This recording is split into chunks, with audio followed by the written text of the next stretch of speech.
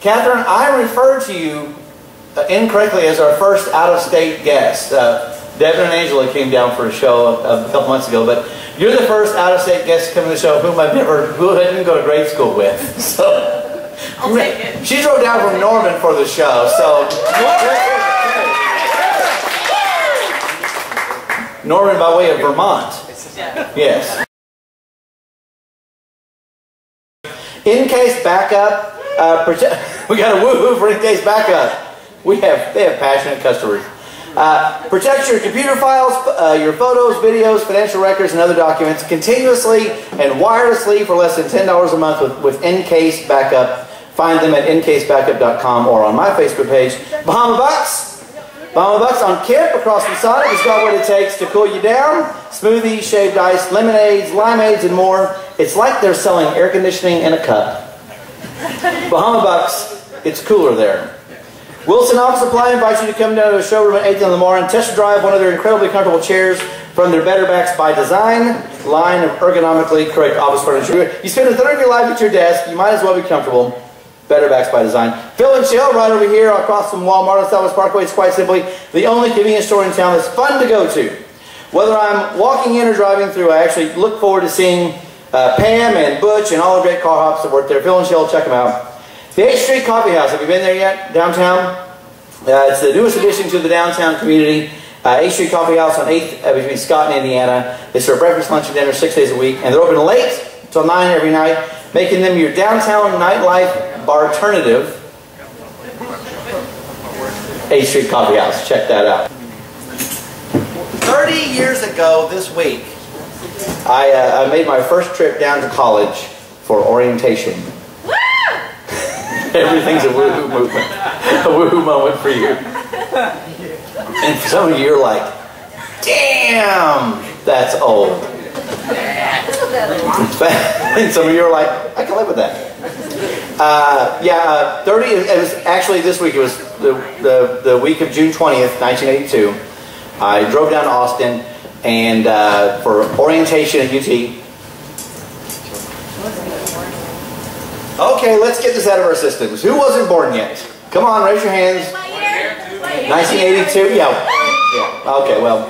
That's everyone. That's everyone. I will put you all in timeout. So I had my first ever roommate experience that wasn't a sibling. And I walked into my room. So, coming from small town Duncan, Oklahoma, I was a little shocked to find out that I had a black roommate. It was something that in my segregated hometown didn't ever happen. So that turned out to be the biggest non-event ever. I saw him for like 5 minutes over 3 days. But that was my first shock of, man, this potluck roommate thing I don't know what's going to happen. And then when I moved into my dorm room for good, like in August, a month later, and the RAs, who all lived in the dorm at all, ever? Yeah. Yeah, woo! And the RAs decorate the halls, and so I checked in like 1 minute after the first earliest opportunity to go to college because I was so excited. And I look at my door, and there's my name, written on a little star. Or fucking teddy bear. I don't know what it was written on. It's like, I don't know. It was like Lee Weaver and Hai Quang Bui. And I was like, where's the black guy? Like, this is going to be interesting. And I was young and didn't know anything, but man, I was like, what, are you kidding me? So he didn't move in. And the night before classes, he still wasn't there, and when you're not rational, you can begin to imagine a lot of outcomes that really aren't going to happen. And mine was like, maybe he won't show up. Maybe I'll have my own room this semester. And about 2 or 3 a.m., door opens, and not just Hai Quang Bui, but like a whole bunch of family moved him in.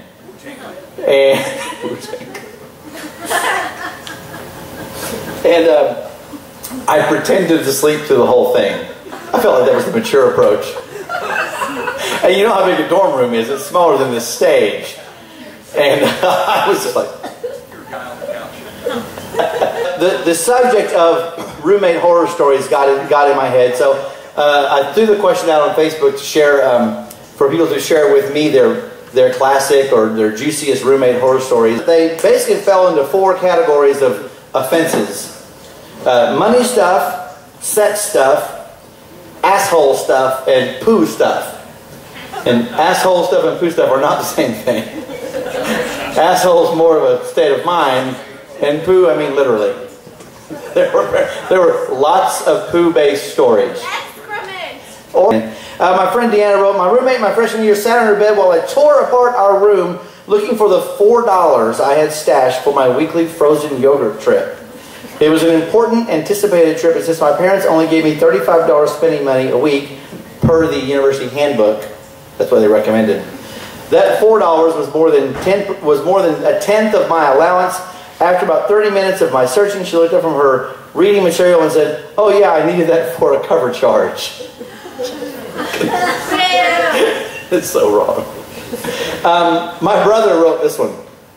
This cracks me up. I interviewed for 4 roommates in Albuquerque. I picked a nice guy who evidently was slightly better than Rain Man. He never had enough money to pay all of his share of bills at one time. My other roommate, Bill, and I would divide the bills, and we'd leave a list for our roommate to reimburse us. The first time they did this, the list read, Walt, and then he wrote CK, check, for $45.57.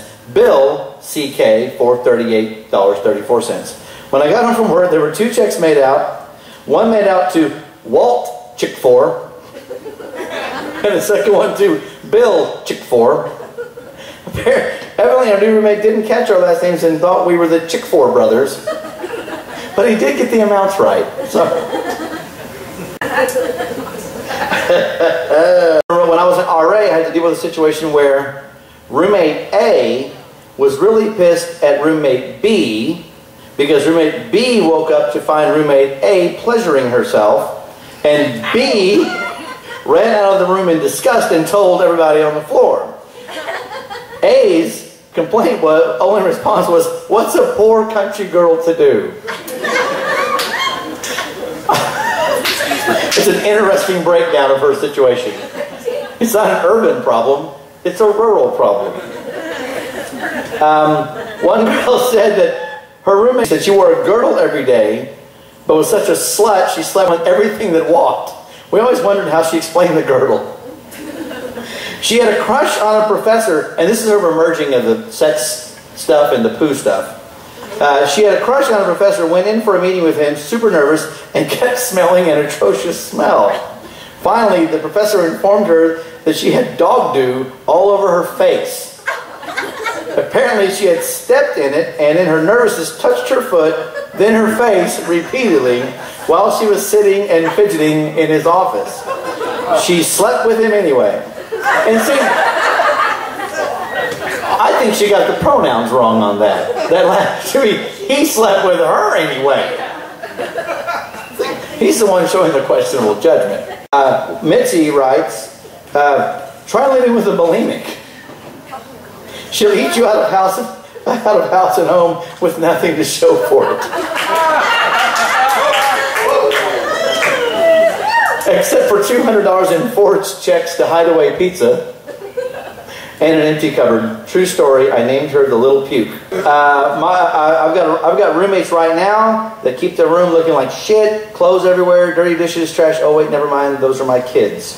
I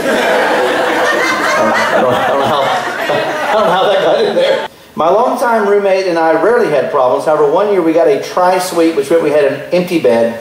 There was a girl down the hall who approached us and said that her roommate was praying every morning at 5:30 a.m., so we took pity on her. Let her move in. She had blue hair and a nose ring, which meant she was too cool for us. She ended up being really nice, but one of the dirtiest people ever. She kept her filth in this one pile. She'd wake up 5 minutes before class and rummage through the filth pile, add more black eyeliner, and go to class. Our favorite was when she spilled nacho cheese in her bed, used the chips to scrape it off the sheets, and went to sleep in it anyway. I was the bad roommate. I borrowed a friend's car because I was out of college, didn't have a job, didn't have a car, and I was living off of my American Express card for a little while until that ended. But between moving in and running out of available credit line on my American Express, I borrowed his car and crashed it into a car, and then the two of us crashed into a third car. I was asked to move out. That actually came after I was living with some friends in an apartment, and with the stipulation being that I had to move out at the end of the summer because the new guy on the fall lease was going to show up, and I just tried to pretend that wasn't happening and forced this really awkward moment where we were both like looking at the same bed, like. He was like, "Are you really going to make me say it?" What? You don't live here anymore. You should probably find some other place to go. But then the next semester, he graduated. The next semester, after having these horrible experiences that were none of which were my fault, with a black guy and an Asian. Imagine my joy to find out that my roommate that moved in January was blonde-haired, blue-eyed Scott Foster, the whitest man in America, and the biggest dick I ever knew in my entire life. And for once, I was not the bad roommate. It was karma, and it was payback. And I thought, oh, thank God, a white guy. Scott Foster was from Garland, or one of those, Irving, Garland, somewhere around Dallas or Fort Worth. And he moved in, and he was a wannabe frat boy. He's in one of these like third-tier fraternities going through pledgeship, and he dressed all the preppy things, because this was a huge, preppy thing was a big deal back then. But when he moved in January, he sounded like us. By about late January, early February, he started talking like Thurston Howell III. He'd adopted this way of talking. And yes, lovey. And I would be like, what? Has something happened to you?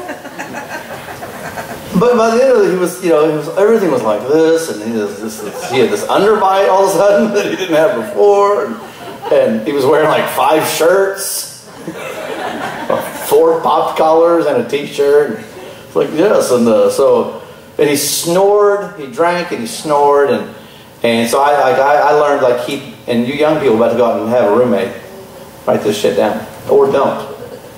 I learned to keep a stockpile of like shoes and things I could throw at him when he was snoring. Just, chunk it at him, and he'd roll over. And he would always deny that he snored. I do not snore. Like, yes you do, dickbag. He owned one cassette tape that he played all the time. It was the Cars' Greatest Hits, which is so perfect. It's such douchebag music. And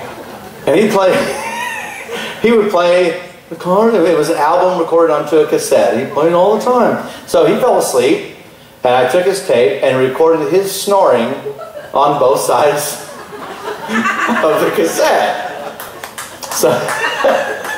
So the next time he would listen to the Cars, he got like whale sounds. And then he was one of those epic snores that were like crazy, like fluctuations, and then and then do like a high-pitched whine in there. I owned 2 towels that were given me for graduation. I had a blue towel and a brown towel, and they were identical except for color. They came from the blue and brown towel collection at probably Surplus City. And now we're into like April, May. So I've had these 2 towels for a whole school year. And it was, the community bathroom, so I'd gone across the hall to take a shower, came back with a towel around my waist, and was hanging it back up, and he goes, oh, by the way, would you... Gilligan! Would you mind washing my towel before you give it back to me? And I was like, what do you mean? I was looking around for some other towel. And he goes, well, that towel, it's mine. And I was like, no, it's my towel. He goes, no, it's mine, but he goes, that's okay. You can have it. Like, fucking right. It's mine.